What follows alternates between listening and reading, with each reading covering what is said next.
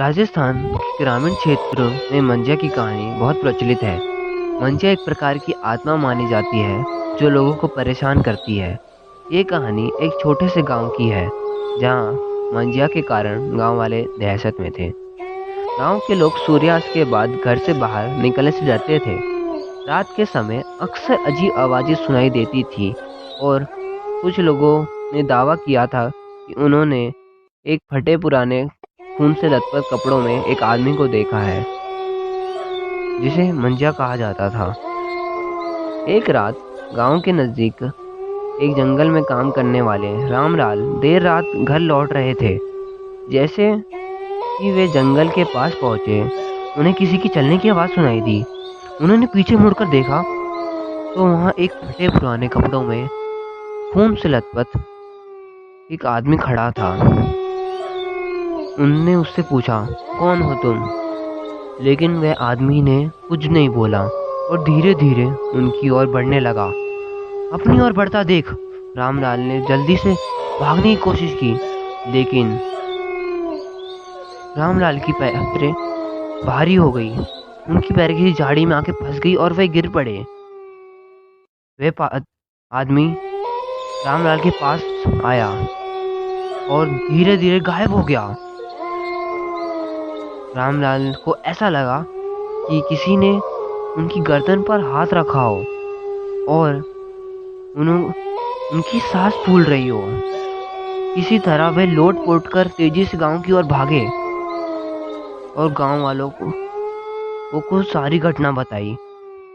गांव वालों ने घटना सुनकर कहा कि ये मंजिया की आत्मा होगी जो अपने बदले की तलाश में भटक रही है। गांव वालों ने बताया कि मंजिया नाम का आदमी वर्षों पहले एक गरीब और नीची जात का आदमी था जिसे गांव वाले डिस्क्रिमिनेशन करते थे। एक दिन गांव में एक साधु आया जो असलियत में तांत्रिक था।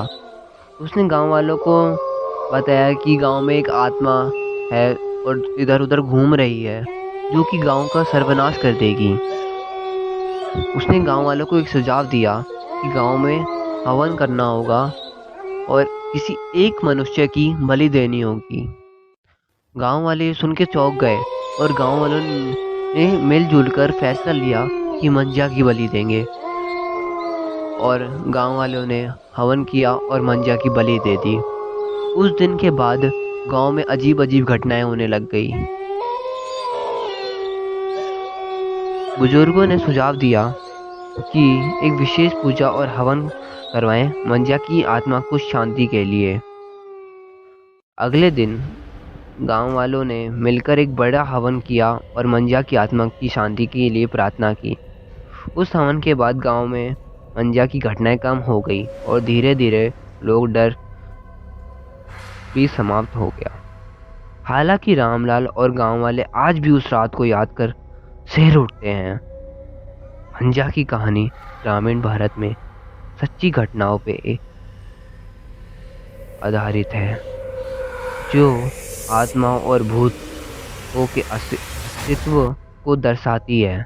ये कहानी हमें ये सिखाती है कि आत्माओं को शांति देने के लिए हमें उनकी न्याय की मांग को समझना और समाधान करना चाहिए।